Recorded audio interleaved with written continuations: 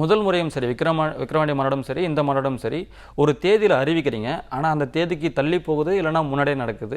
என்னதான் இந்த மாநாட்டுக்கு விக்கிரவாண்டி வீசாலையில் அந்த மாநாடு தள்ளி போனதும், மதுரை மண்ணிலே இந்த மாநாடு முந்தி வந்ததும் எல்லாம் மேலே இருக்கிறவன் பார்த்துக்கிறேன். எல்லாமே எல்லாத்துக்கும் தயாராகியதாக நம்ம அரசியல் களத்துக்கு வரோம். இன்னும் சொல்லப்போனால் இப்படி முந்தி ப்ரீபான் பண்ண அவங்கள சொல்லிட்டோம்னா அவங்க சோர்ந்து போயிடுவாங்க, தயங்கி போயிடுவாங்கன்னு நினைக்கிறாங்கல்ல. அதை உடைக்கக்கூடியது தான் மக்கள் சக்தி. நீ எவ்வளவு நெருக்கடி தந்தாலும் அதை உடைத்து போய் வென்று காட்டுவது தான் முதன்மை சக்தி. அப்போ எந்த தயக்கமும் இல்லாமல் அதை நாங்கள் ப்ரீபான் பண்ணதில் நம்ம ஒரு மக்கள் சக்தியாகவும், அதை இன்னும் சிறப்பாக இப்படி நடத்தி காட்டுவதில் ஒரு முதன்மை சக்தியாகவும் தமிழக வெற்றிக் கழகம் மாறியிருக்கு. நம்ம கேள்வி நீங்கள் இதுக்கு முன்னாடி நடந்த மாநாடுக்கலாம் இது மாதிரி 50-60 கேள்வி பதில்கள் நடத்திருக்கீங்களா? தனியாக தேர்வுத்தாள், வினாத்தாள், விடைத்தாள்லாம் போட்டு ஒரு எக்ஸாமே நடத்துகிறாங்க. நமக்கு மட்டும் வேற யாருக்கும் அப்படி கொடுத்துருக்காங்களா? பத்திரிகை ஊடக நண்பர்களே பொதுவாக சொல்லப்படுது, ஒரு மாநாடு ஒரு நிகழ்ச்சினா என்னென்ன ஏற்பாடுகள்லாம் இருக்கும், காவல்துறையோட அந்த பாதுகாப்புக்காக சில கேள்விகள்லாம் கேட்குறாங்கன்னு சொல்கிறாங்க. அது உங்களுக்கு கொஞ்சம் அதிகமாக இருக்குன்னு பார்க்குறீங்களா? கொஞ்சம் அதிகமாக இல்லைங்க, ரொம்ப அதிகமாக இருக்குது. பரவாயில்ல, அதெல்லாம் அவங்க டெமோக்ரஸிக்கு உட்பட்டு, சட்டத்துக்கு உட்பட்டு அவங்க எத்தனை கேள்வி கேட்டாலும் பதில் சொல்கிற சூழலில் நாம் இருக்கிறோம். ஆனால் மாநாட்டு பந்தலில் தலைவர் கேட்கிற கேள்விகள் இருக்கும்ல, அதுக்கு பதில் சொல்ல முடியாமல் அவங்க முழிப்பாங்களே, அது காலம் பதில் சொல்லும். அப்புறம் பாதுகாப்பு ஏற்பாடு ஒன்று சொன்னாங்க, விநாயகர் சதுர்த்தி, அதனால் மதுரையில் அந்த தேதியில் நடத்த முடியாது. நான் உங்களை கேட்குறேன், விநாயகர் சதுர்த்தி மதுரையில் மட்டும்தான் கொண்டாடுவாங்களா இல்லை தமிழ்நாடு முழுக்க எப்படி? தமிழ்நாடு முழுக்கவே அது இருக்கும். ஓஹோ, சரி. 25 அன்றைக்கி ரொம்ப கஷ்டம், பாதுகாப்பு தர முடியாது. 26 நரேந்திர மோடி வராரு. ஓகே, இந்த நரேந்திர மோடி மேடைக்கு மேடை நீங்கள் எதிரின்னு சொல்லிட்டு டெல்லியில் போய் கைக்குலுக்கி நட்பு பாராட்டக்கூடிய அவர் வராரு. அப்போ அது அல்ல.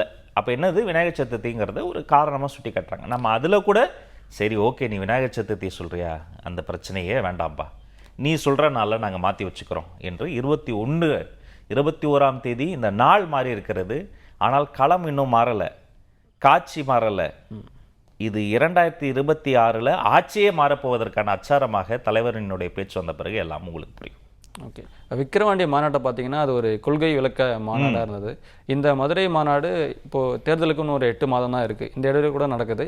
இதோட மைய கருவா என்ன இருக்குன்னு எதிர்பார்க்கலாம்? விக்கிரவாண்டி வீசாலையினுடைய வெற்றி மாநாடு என்பது கொள்கை திருவிழாங்க.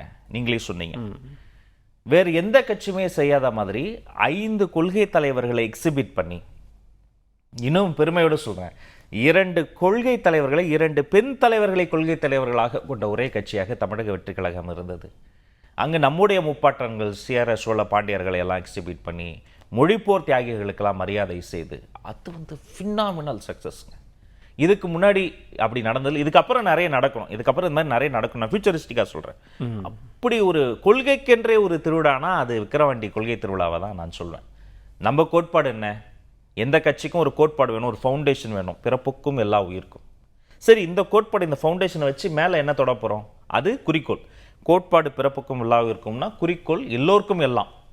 என்ன அதிகாரம் என்பது ஒரு குடும்பத்துக்கு லீஸ்க்கு விட்டுருக்கா? அப்படி கிடையாது. நாளைக்கு நீங்கள் வரணும், நான் வரணும், அவன் தோழர் வரணும், இவரெல்லாம் வரணும். அப்போ பிறப்புக்கும் எல்லா உயிருக்கும் என்பதை கோட்பாடாக சொன்னது விக்கிரவாண்டி மாநாடு. எல்லோருக்கும் எல்லாம் என்பதை குறிக்கோளாக சொன்னது அந்த வீசாலையின் வெற்றி மாநாடு. அப்போ எப்படி போகிற அந்த பாதை என்பது அதுதான் கொள்கை.